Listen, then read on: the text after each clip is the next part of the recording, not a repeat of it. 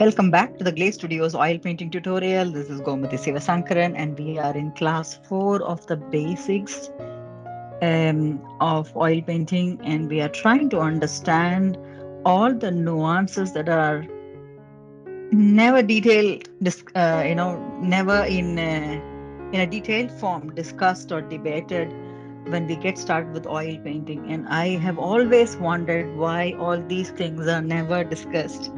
And that's also a reason why I'm creating this. And today you see me directly, and there is no camera too. There is also a reason for this. This session today is going to focus on references. Yes. So I'm going to quickly shift the camera back to my own laptop to tell you how do I go about handling references. Before we get into that level of detail, getting into the references, what are references? Do we need references at all to paint? Um, it's a very important question, because as artists, what do we paint? What should we work on? This is also something that really establishes us as artists, isn't it? So we would like to be very clear on what we want to paint. So, for example, if I say I want to paint nature, and yes, I think I can take inspiration from nature just outside. Yeah, it could be a combination of a nature with building, where I live, or if I just go out in the open, or maybe near the sea, some rocks or a forest area. So that's nature. So I am taking inspiration from that. And the easiest way, you might have also seen many of the artists' work, is that they put their easel up also in front of the nature. So they are live looking at things, how the sun rises, sunset, and just trying to establish colors with the help of that, what's happening around them, and painting. So that is the live reference. Good. That's live reference. And okay, some of you would say, yes, I travel around, I travel across so many places, and I take pictures of what I like the best, and then I come back home and assemble, think of it, and take those pictures as references to work with. So that's about nature, approaching nature. So either you want to just be there in nature to paint, or you are taking some of the snapshots, and of course your memory is also there, and trying to establish a balance between what your camera has captured and what your eyes and memory have captured, isn't it? So that's one type of reference. uh, if not, what else? How do you learn as an artist? There is also another way to learn, isn't it? So people um, who have done amazing artwork. Let's say that you want to paint like Da Vinci or Michelangelo, or Paul Delaroche. So many artists, Picasso. You choose their painting and then try to follow what they have done, look at their artwork, and maybe try to copy and learn. So copying and learning. So you are trying to establish that similarity. Can I say that we are gauging our performance, or trying to understand how deep we are able to go with that, reference in mind? So that's one. There is another technique of going about this copying.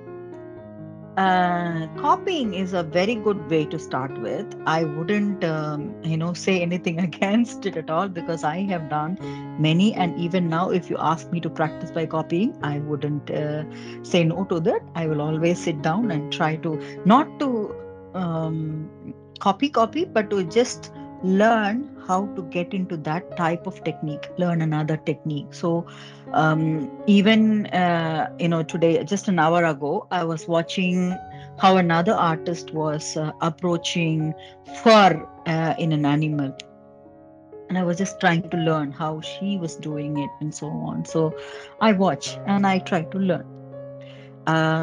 But this is good. You're trying to copy from images, look at the references, and so on. This kind of series that I'm going to work on is going to be references from past. And I want a combination of another reference from present. And I want to use my creativity to combine both past and present. This is what I am going to do. And what you get to see is how I go about doing that. Um, Finding references. So even at this stage, I have collected some. I have it in a document to show you. But at the same time, you're going to see how exactly I'm thinking to combine references. And these references are going to form a part of a series of tutorials that are going to come up in the future. So at this stage, I have not even prepared, for that. So it's going to be fresh start, and I'm assembling references. I have assembled a little. I'm going to go on doing it, and that's exactly what you're getting to see right now. So what I will do is to share the screen. Yes, and the moment you are able to see something, I will move to what do you see here? Okay, so this is called, and for people who have no clue of what this is called um, Lakshmi. These are women sitting in lotus, and they have different elements. Yeah, Lakshmi, goddess Lakshmi. And this is something, if you just Google search, you're going to find umpteen number of reference images and pictures. How easy can that be? Of course, it is easy. But why should I do something like that? And that's exactly where the twist is going to come up. So, just a moment. So, I'm going to do a Google search in front of you. If I say Goddess Lakshmi, maybe I would use the word images. That's how it falls down. Yeah, there's so many cute Lakshmi images and so many images. Best 100 God Lakshmi images. Okay, now you must ask me this question. Why should you even start this when there is some amazing level of pictures here? Really awesome pictures, isn't it? Really good. So, what I'm going to work on is called an Ashtalakshmi, or Ashta means 8. So there are 8 different forms of this goddess Lakshmi, and I'm going to work on their historical background as well to help people understand why do we have these Lakshmi images. So that's going to be a part of my larger project, which is not exactly the purpose of today's session. So I'm not going to go into that detail. But what am I going to do differently is that I am using the reference of something really historical that's been there for eons, and people really from Indian background or Asian background would easily say, ah, I know this name, I know this goddess or something like that. So these are very good old images. That is easy reference. But what am I going to do is to show diversity in these pictures. Now, how should we do that? So, what I'm thinking of is that instead of women in these pictures that you see, there are women in these pictures, they are going to be little girls. So, young girls in the pictures. Who are these girls? The girls are going to be from very different ethnic backgrounds. So you're going to have diversity in this while I start painting on each of these, 8 paintings. And each of these 8 paintings are going to turn out into 8 different series of tutorials. Yeah. And for that, I have collected something. So out of these images that I have searched for, I have tried to settle down with, okay, each type of Lakshmi, a simple English meaning that I could, lay my hands on, and simple image. And I think I ended up, when I was doing the Google search, I found this link, and thanks to whoever made this link, um, I think it's called hindufaqs.com. And this link actually helped me find a series of decent images, and some things that I could settle with. I could see, okay, they are fairly good quality images, and I thought, okay, if I expand and view, I am at least able to see some basics of what are the key elements of this image, because I'm not going to copy the image, I'm going to use this as one of the references. So, one of the references for the series of painting that I made, is the actual good old images. So I've got them. Yeah. So each and every Lakshmi is clearly depicted, so I can see what she has, what kind of jewelry she has, and how she looks, and so on. So it's all, in a way, accommodating my requirement, yeah, in a way. So that's exactly why I have settled down on this. These are going to be my key reference images to work on.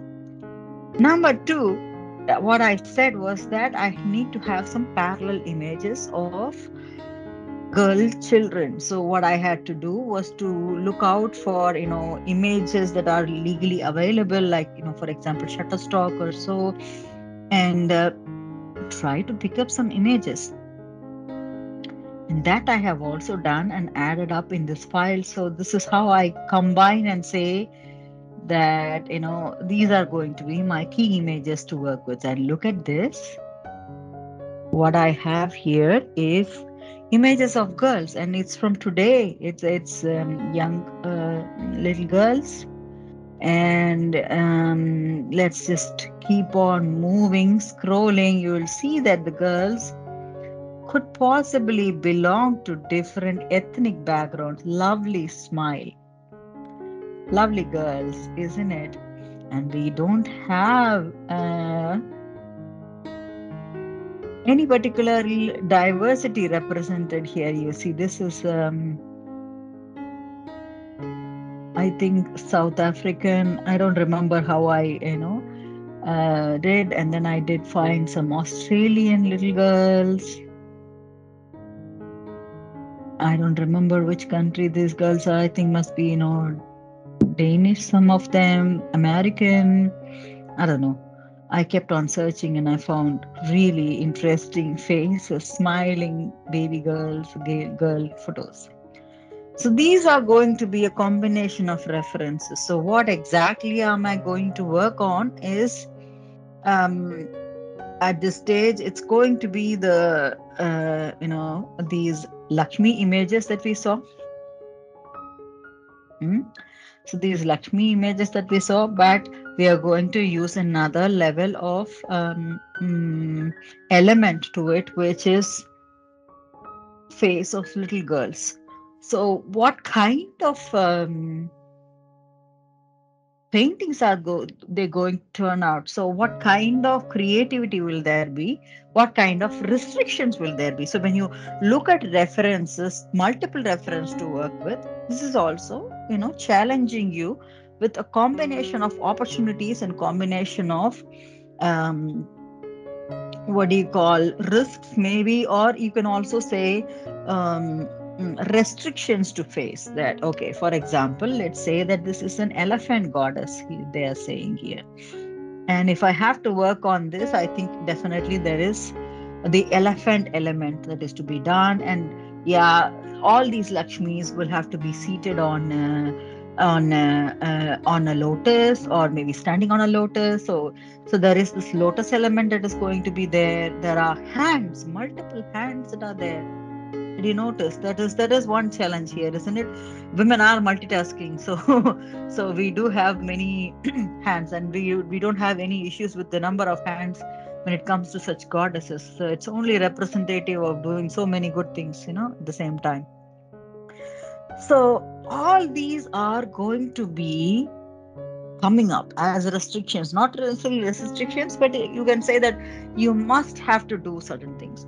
What will be different? Of course, when we have little girls like this, then they are little bodies. Then they are not looking like women here. So there is this fullness of a woman here. So these are going to be slightly toned down to look like they are young little girls. And definitely, when you have these real faces coming in and these real beautiful smiles coming in, oh my God, it's going to be even more fun. And yeah, there is a restriction of their, what is there in on their head, isn't it? There is always a crown, but we could change that a little bit to show the tiara, especially where I want, for example, a lovely hair like this, all these hairs. We want to decorate and celebrate this beauty, without changing much of her, essential look. That is, the way she is, her hair is, and so on, and keep up that while we do something. And it's an interesting question at this stage that I have. When I searched, I found so many lovely images, and I have shortlisted, I think, more than 8.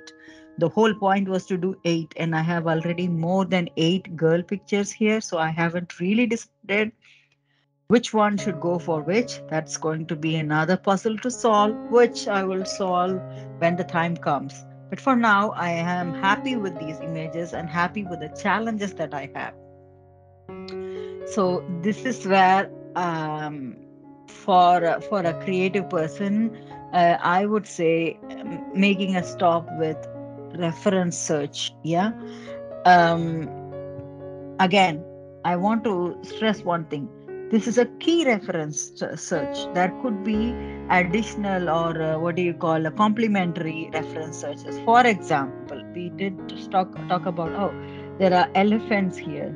If I really want to show that these elephants are also baby elephants, let's say, then I want some kind of baby elephant references to look at. They are also looking young here, no big deal, but still, I might search also to do another additional reference to work with. So there could be additional references needed aside from the key references. But the key references are the ones that are setting you off to say, yes, this is my project, and this is exactly what I'm going to work with, and this is how I will go about, getting started with it. So for me, this is an important stage even before getting into my canvas. um,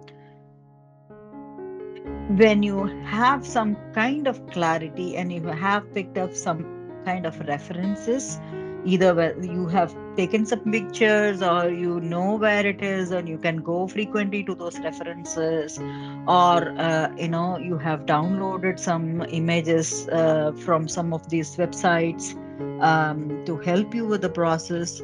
Whatever it is, you assemble them and put them in one place so that you can look at them and take a decision on where exactly do you want to combine and how. So what I have done, you see that I have little more than what is needed in terms of references, but I would rather prefer to have more, and then I would be able to shortlist. Yeah, this stage is good enough for me to proceed to the next step at least. Yeah.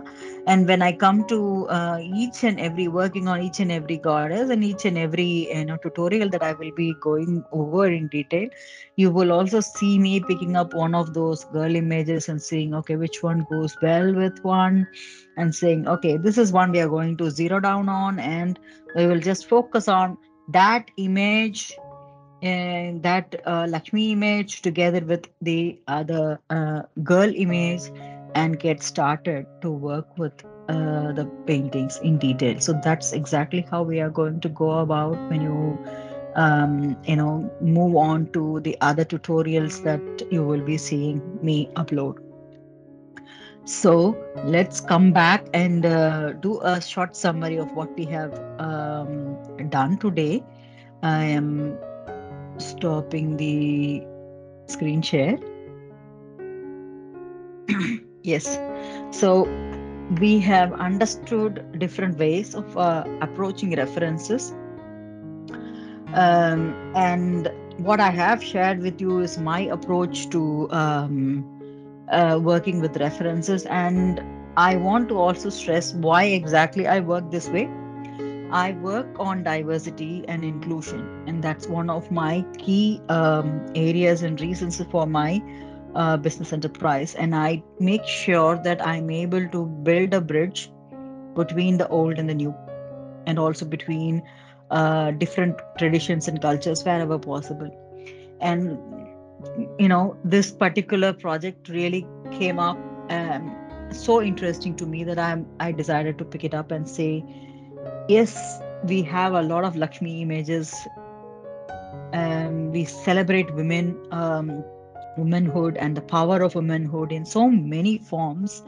But the story has to be told in the present world scenario. I want people to understand that every single girl that you see on the road is a form of this beautiful goddess. And I want to show it visually. So this is my core thought process, and I've been doing the research around this based on the old and the new. So the way I had structured my research was what exactly is the old and how do you make it the new. And it's not necessarily that I have done all this myself. Sometimes we also need to understand how important it is to have resources to work with you. Also, have when you take some historical references, it is also helpful to have somebody on a historical front to guide you a little more into what exactly it means. So, in this particular project that I am kickstarting, I must tell you that my knowledge is next to zero. I go with an open mind, and I go with the idea that I have. So this is what I want to create, and how do I create without hurting sentiments and without going into a space that isn't really comfortable for people to look at. Yeah. So I have been pitching this idea and asking for help. So there are professionals, there are people who know a little more on what the inner meanings of a religion could be, or inner meanings of each and every god or goddess could be. So I do take support from people in the religious front or people in the historical front to guide me onto that.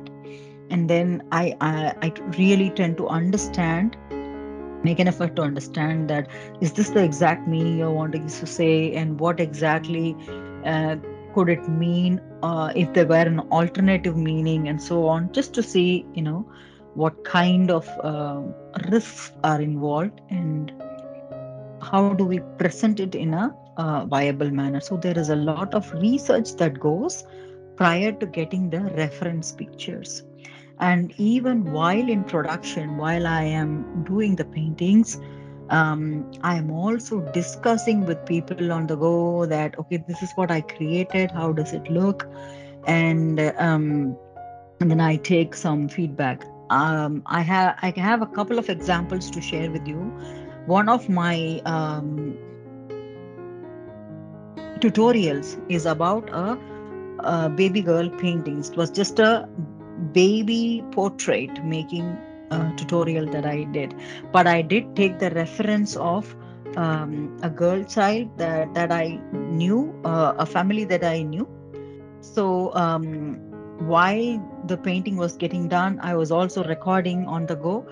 I was also taking pictures and sharing it with the family, and they did say that, yeah, in this picture she looks like this, but you will have to adjust it big, maybe because the way we took the picture, the angle wasn't right, so you will have to do it, adjust it here and there, or few other improvement instructions that they had been giving me, and I had followed those instructions and added them. And if you had already looked at that series of videos or the lessons, you would have seen me telling that, this is how the picture looks, but I got an input from the mother. So X and Y and Z we had to change. So that's one of the example. Another example was that's also another painting that is possibly launching also as a tutorial that you will see, where I started painting. I had taken 3 references to work with, but still I got some feedback from people who are living close to where the key goddess is celebrated, um, and more often, and they had something else to say on how the hand has to look and so on. So I had to take some more feedback and change it. While I was recording, I figured out that, oh, I had to change it, so I changed it. So this is something. So the reference and connections to the sources of the reference, two core thing. It's not that you took a picture, you're done with it, and you forget the base. No, that connection to your reference will always go through like a red thread until you are signing off the painting. This is something I religiously follow, and I do not hesitate even when I am 95% done and somebody says, "Hey, that has to be changed." Of course, it as an artist, it could be disappointing and maybe a little demotivating that I was about to finish and now I'm going to restart some of the sections. But this is also something that where you will have to give in as an artist to say that the art is more important than the artist. So it's a balance that you will have to create between the ego of the artist and the art, and saying, is the art looking fine? Is the art um, sending the message clearly without creating any kind of negative images? Is the art adhering to some of the requirements that the audience is wanting to look at? So these are all things about references that we'll have to really consider. Even I would say, when you're painting a nature, um, there could be interesting elements that people see as audience. So if you are interacting more with your audience or interacting more with the customers or somebody who is buying the painting from you, you will be surprised to notice how important certain things are that you might have thought, it's a rock there, it is a rock here, I will just put it there, and it's going to look pretty. And but somebody else is thinking more on that terms and saying more things about it and how it is affecting them or how they are inspired by what you did. That's when it really hits you that, okay, so there could be another interpretation to what I have done. um, while saying this, there must be also a balance between how many feedbacks will you have, where is the stopping point. So this again comes back to the point of, um, this is from the management side that I'm saying, that you create a stop line between the influences, and the key stakeholders. Who is the key stakeholder for you? That's very important. If you are agreeing to a private art commission, and let's say that you agree to do a portrait of some family member, of course, that person knows that family member so well. He or she has lived with that person, and they are choosing something and saying, this is exactly what you need to take as a reference. Good. But at the same time, you might get to see the real person also, but you notice few other components and you want to build in. You are taking now references, you have taken the advice of the client, and you are establishing the contact, the business is getting on, this is exactly what you want to do, you can do it. But at the same time, are you doing justice to the art as an artist? If you want to deviate from what they are advising, then when do you go and tell them? How do you go and tell them? And tell them politely with a valid reasoning as to why you think this is the way you need to paint, or you need to show him or her a little differently. Get the feedback and work with them, work together with them.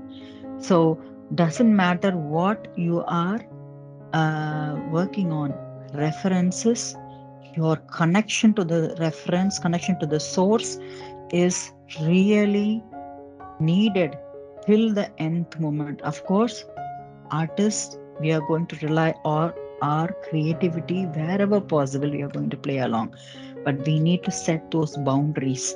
Yes, and also agree very clearly. I have had some situations where I might have misunderstood some conceptual points that I was given by my customer, and I try to paint. I remember painting 5 good hours, and in the evening, I take a picture. I feel so proud about what I did. Customer totally disappointed. What do you do? Repaint? Yes, but it had to happen. It happened, and I'm also thankful for those mistakes, because you learn as an artist how to grow beyond all that. And is that change valid? That was valid in so many cases. I had um, really not delivered in that angle, one particular angle in the whole painting, and they were not satisfied and they wanted that part to be removed or changed. So yes, that made sense to rework on those 5 hours. Aside from that, the whole painting really went very well. So take all these points objectively and see, which kind of feedback and why.